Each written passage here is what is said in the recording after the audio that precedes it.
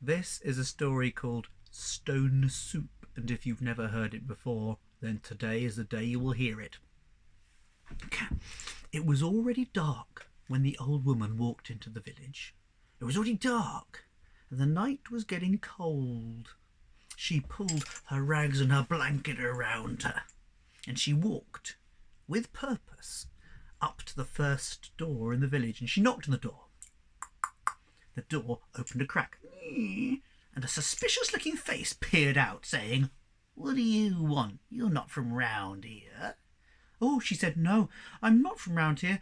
I'm a weary traveller. But I've come to your village, and I'm just praying that you will give me hospitality. Will you please give me somewhere to sleep tonight, and maybe, just a bite to eat?" "No," said the voice. "I've got nowhere for you to sleep. And anyway, there's no food here for you to eat, none for the likes of you." "Oh," said the old woman, "I should have explained. I could help prepare some food if you just let me share it with you." Said the voice, interested. "You could make some food for us.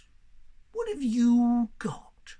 "Oh," said the old woman, "I have got the most delicious soup stone. I can make you the most delicious soup that you have ever eaten. All I need is a pot of water and a fire to set it on and some water to put in, and she reached down into her blankets and her rags. She pulled out, and my soup stone will do all the difference." "Well," said the voice, "I'd better ask you in." Door opens. Old woman walks inside, and there in the room there is a fire, and over the fire there is a pot hanging. And so they set to work, fill the pot with water, and she takes her soup stone, rubs it, splosh, drops it in, and together they sit as the water begins to bubble.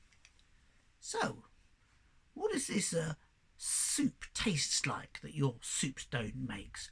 "Oh," says the old woman, "it is the most delicious soup. It is enough to keep you fed for a whole day. It is delicious. You're going to love it. It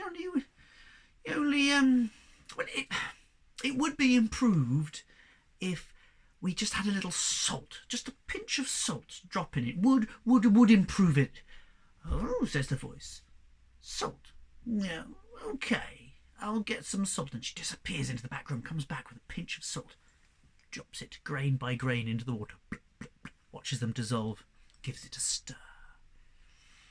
"So anyway, how long is it going to take?" "Oh, it'll take another little while to cook. You can't rush a soup stone. It's just a shame, isn't it? It's just a shame that we don't have a couple of carrots to drop in it. That would really improve the soup no end." "Carrots? Oh, we haven't got any carrots." "Do you think anybody on the street might have a carrot?" "I'll send the girl out to check." So this person in the house, they get their little daughter there and says, "Go down a house street. I see if anybody's got a couple of carrots they can lend us." And the girl runs back. Silence as they watch the pot bubble. The little girl comes back and she's got a couple of carrots and a curious visitor. "So what do you want carrots for?" "Oh, we're making soup. I suppose I'd better ask you in." So the neighbour comes in. They peel the carrots and chop the carrots and put them into the water with the soup stone and the pinch of salt, and they sit and they watch it bubble. "What's it going to be anyway?" says the new one. She says, "Stone soup." "It is. It's the most delicious soup, and it's delightful. It's just a shame, isn't it? It's a shame we haven't got a couple of potatoes just to give it a bit more texture." "Potatoes, you say?" "Oh yeah, well, potatoes do make stone soup even better." Potatoes. "Girl, see if the neighbour across the road's got a potato." So the little girl runs off. She comes back very soon. She's got 4 or 5 nice big potatoes, good ones too, and another curious visitor. "So what do you want my potatoes for?" "Oh, you better come in and sit down." So now we've got the lady who owns the house, and we've got the visitor from down the road. She's got carrots, and the lady from across the road, she's got some potatoes, and they all peel the potatoes, chop the potatoes, drop them into the pot with the carrots and the salt and the soup stone, and together they sit and watch the pot bubble. And you know what? It's starting to smell like soup as well. I said this soup is pretty good. What does it taste of? Because, well, it tastes of all sorts of things. But I tell you that there is a flavour which really improves it. If only we could chop a chicken in there. A chicken? The man at the end of the street's got a chicken. See if he'll bring it. And the little girl runs down. She comes back soon with a chicken. And the man from the bottom end of the street saying, "What do you want, my chicken?" He goes, "We're making soup. Come in and sit down." And they pluck the chicken and they chop it up, get rid of the gooey bits, chop it up, drop it into the water there that's bubbling away. The water with the potatoes and the carrots and the salt and the water and the soup stone.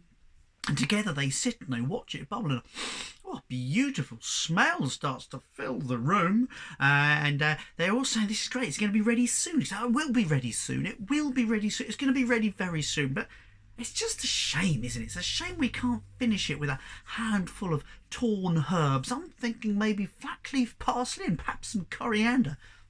Flat leaf parsley and coriander.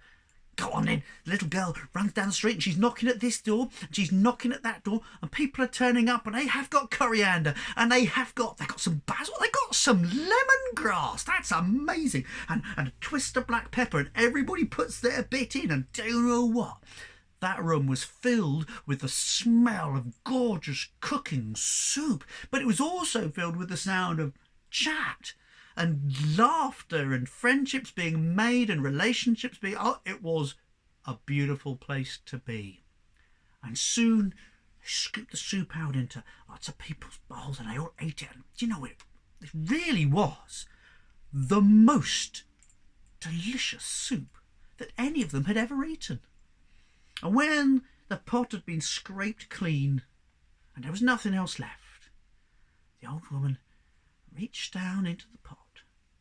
She pulled out her magical soup stone, rubbed it on her blanket, tucked it away. And while all the friends and neighbours were still chatting into the night, she crept away, walked out of our story, and I never heard of her ever again.